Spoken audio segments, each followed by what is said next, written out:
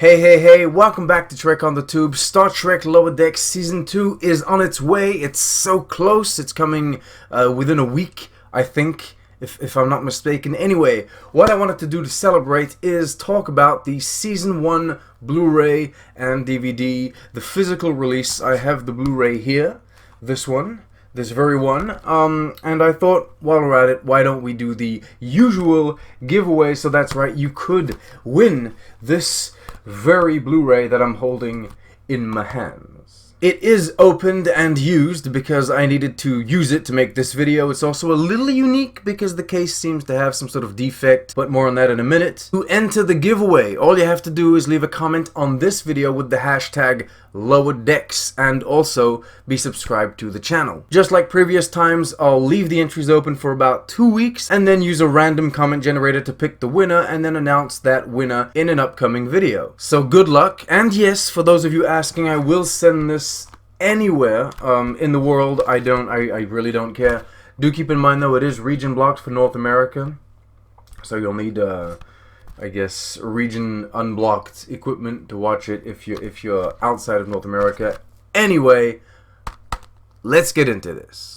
For starters, the packaging. This is the standard Blu-ray. As I mentioned earlier, there were other options available, the Steelbook Blu-ray and the DVD. The Steelbook, based on the pictures published online, looks pretty neat. This standard edition is, as usual, somewhat underwhelming with a flimsy case, a non-existent booklet, and a cover that doubles as a content index that, if not slipped out, ends up being covered up by the discs and the box itself. There is also a cardboard slipcase to go over the whole thing. That is simply a reprint of what's inside, so nothing too special. It's all basic stuff. Just like the other times, I will say two things. Firstly, yes, it sucks that the physical media nowadays is so cheaply put together. Secondly, no, this isn't a stab at Viacom CBS because this isn't specific to them or their products. Last thing I wanted to mention is that my Blu-ray here, or possibly yours, if you win it, has got this fucked up, wibbly wobbly, distorted, warped case. It's not a major issue, it just makes the second disc stick out a bit, which I guess contributes to the overall cheapo feel of the sets. First disc sits flat though, so that's at least a plus. Speaking of discs, it is now time to move on to the content itself, starting with, of the two discs, Disc 1. Hot damn, am I adventurous. Disc 1 includes episodes 1 to 5. I'm not sure what the image quality is, but I will say that everything looks real crisp. More so even than when the episodes were streaming. It might just be me, but yeah, that's my impression. Also, the truly great thing is each episode is simply the episode. There's no last time on, there's no next time on that comes before the end credits. It's just the episode, credits, done, and I love it that way. I love it. On the bonus material front, we start off with joining Starfleet, 6 minutes. A couple high-level executives, such as Kurtzman for example, talk about making every new Star Trek as different as possible and finding new voices to add to the Star Trek story, and how Lower Decks seemed like the perfect next step. Heather Caden mentions the funny story that we all know and love about Mike McMahon's banana pitch for the show and talks about his connection with Aaron Byers and how the Twitter account TNG Season 8 helped him out. And then it all finished with Barry J. Kelly talking about the Lower Decks pitch bible, which was very interesting. The presentation of sorts, the booklet, that contains all of the info on the show one wants to make that gets handed to the producers and decision-making people of Hollywood. The second bonus feature is a full-length episode 1 animatic. As it's explained later on, each episode goes through a bunch of different versions before being sent off to Titmouse, the animation company in charge of the show. That means artists basically slap together rough drawings so that they and the producers and everyone else involved can actually physically see the stories unfold. The reason why there are different versions is because each time the writers decide to change a certain story element, those new plot points or scenes need to be drawn and added to the animatic. Eventually, when they're all happy with the pacing, the jokes, the general dialogue, etc., they validate it and send it off. I will admit not getting through the entire animatic because, admittedly, if I want to watch episode 1 again, I would rather watch it in its finished form, in its final form, not this. But it was very interesting getting a glimpse at how things are done behind the scenes. Speaking of scenes, we also get a couple deleted scenes that I don't really need to get into. It's nothing plot changing, just a couple jokes that were removed because they probably affected pacing. Also, let's be honest, they weren't the best jokes, so it's fine. Next up is Aliens Among Us, 7.5 minutes. Basically, it's explained that on the first day, everyone was handed a list of like 40 currently existing Star Trek species that were going to have to be designed in the style of Lower Decks. Along with that came the challenge of using them at the right time. So in comes a man called Bradley Winters, a guy that took the time to point out and explain which species could be where and when on the show, and who they could and who they could not be with based on the current Star Trek lore, which is so cool. We then hear a bit about how episode 2 was a statement by the show and its creatives regarding how many species and worlds we were going to see, and they also talk about how they wanted to have fun with Star Trek tropes and how species have changed within the franchise over time, using Quimp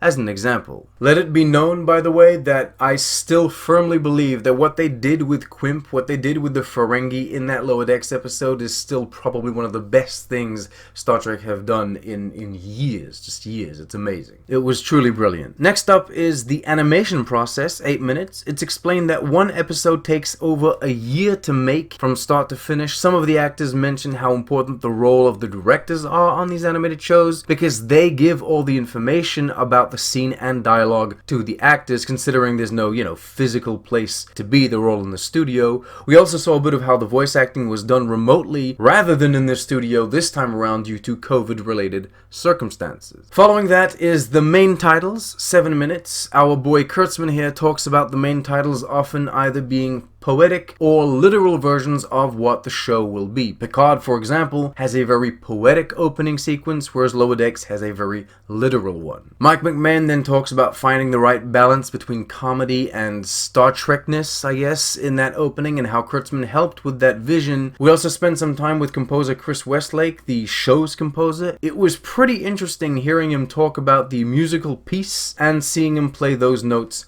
on the keyboard. I like that very much. And I think a lot of people like that Lower Decks theme. Art design, 5 minutes. Mike McMahon cracks a joke about how nobody was begging for an animated Star Trek comedy, and then we move on to people talking about the animation and character design itself. How simple or complex they wanted everything, how detailed they wanted the faces and backgrounds, etc. It is stated multiple times that the show is, animation-wise, very high quality, like top shelf. And yeah, I agree. And if you've been watching my reviews, then yes, you know that I agree. The animation is amazing, the lighting, everything is just impeccable on this show. I love it. On that note, we now move on to disc 2.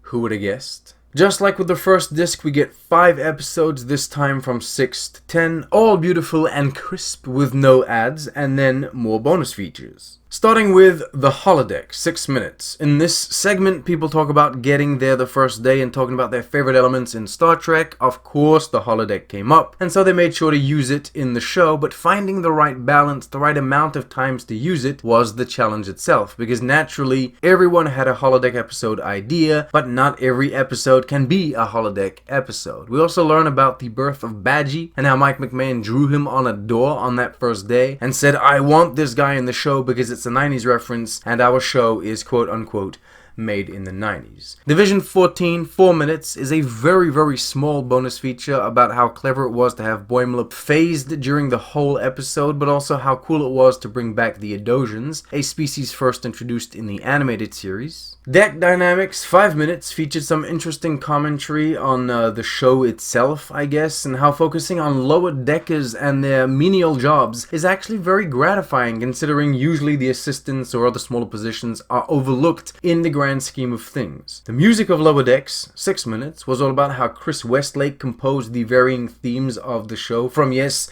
the main title sequence to other stuff. Real interesting stuff, actually, learning about how everything, score-wise, has to be condensed for the 23-minute format. Also, everything musically is very organic and orchestral, as per Star Trek tradition, except for holodeck-themed music that Westlake felt would sound better with a few synthetic elements added, and I actually think that was a great idea. I love that kind of attention to detail. Speaking of detail, he also points out that most characters or character groups have their own theme. The Lower Deckers have one, for example, Vindicta had another, and that just makes sense to me, especially considering 90s Star Trek did that as well, for the Klingons or Worf, for example. As an added bonus feature, the Blu-ray then offers the trailer for Crisis Point: The Rise of Vindicta, before moving on to the All in the Family, a little something about how Lower Decks is a show both for people who have seen Star Trek before and those who haven't. And I agree. Also, the crew mentioned the importance of earning the legacy characters being on their show, and how those first episodes were all about first setting themselves up as part of Star Trek, as part of the franchise. I echo that sentiment so very much, and honestly think Lower Decks handled all that very well. Mike McMahon ends this by mentioning how happy and surreal it was to actually write dialogue for Riker, one of his favorite characters. The next bonus feature is Faces of the Fleet, coming in at 24 minutes. It's the longest bonus feature of all, and also the only one longer than 10 minutes. I'm not going to break down every interview they have in this, because it would take forever, even if I do have notes. It's just that they talk to basically all of the actors from the main cast, or at least the main 8, so yeah. But I will say this, hearing all the different voice actors talk about their experiences with both the show and the fandom was awesome, and hearing Tawny Newsom's original audition next to Jack Quaid's original audition was awesome as well. I mean, of course it makes sense to us that Tawny Newsom's voice is next to Jack Quaid's because we're fans of the show and we saw it that way, but imagine being in that creative team, casting people, listening to these people's auditions, and all of a sudden hearing these two voices that sound so good, putting them together, and you're like, oh my god. Like, it must have been so gratifying to hear that shit automatically click. Because seriously, it doesn't even sound like an audition. It sounds like they're just recording for the show. What are you doing? No, nothing. I'm just organizing these medical waste. Oh my god, are you pretending to do a captain's log? We're all supposed to keep logs. Like we have anything to log about. Okay, let me listen to it. No, go away. Leave me alone. I can't believe you're wasting your shore leave on Privacy, this nerd. please. Come on, get out of there. Let's go. The bonus features then come to an end with Hiding in Plain Sight, a 7-minute featurette about the fun that comes with adding Easter eggs and references to the show. I managed to find quite a few when I was doing my episode reviews, but of course I must have missed so many others, considering how many this show crams into every single episode. One of the Easter eggs they talk about in particular in these bonus features is the Starfleet Delta that's drawn onto one of the asteroids that goes by the camera in the title sequence. I thought that was pretty fun. So what they did is they drew this little Delta on one of those asteroids, but also it's not just any random asteroid, it's the 47th asteroid to pass in front of the camera or to be on screen. Trekkies will know that 47 is an important number. It's like a meme number that comes back all the time in the shows, and so it's... I don't know, it's a pretty clever Easter egg that I don't think anyone found until they announced it in this Blu-ray. Anyway, that's it. That's all of it. Overall, I do think the Blu-ray offers some good content, from interesting bonus features to nicer, cleaner versions of the episodes. I will say though, although the quality is there, the quantity is not. Basically, it's advertised as about 2 hours of bonus material, but every single featurette is comprised of both interviews and actual cuts from the show, which isn't a terrible thing in itself, it's just that there's a lot of cuts from the show. And so a bonus segment of about 6 minutes might not truly be that long, once we remove all of those clips. Also, there's no actual behind-the-scenes footage like the writers in action, you know, in the writer's room, or any steps of the animation process apart from that one Animatic. There's also no audio commentary tracks. You guys know I don't listen to that, but for those that like those, well, there's none. So yeah, it's pretty light. The content we do get is good, but more content would have been appreciated. Even if, of course, it is important that we all take into consideration this whole thing was made during the COVID lockdown. The show was made during COVID lockdown.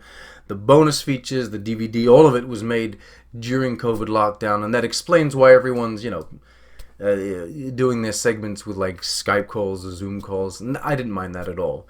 But yeah, that might explain the lack of content, perhaps, or the kind of, I suppose, reduced quantity.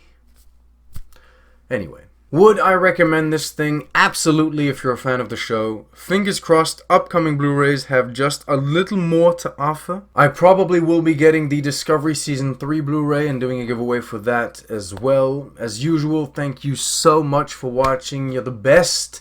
Like, subscribe, share, comment. There's so many things to do. A huge thumbs up and a huge thank you and a huge live long and prosper to all of the patrons. You are the best. And we're all excited for Lower Decks. Hopefully I'll be able to pump out an episode a week, a video a week. You know, fingers crossed I'll be able to do that. But anyway, alright. Thank you for watching. Live long and prosper.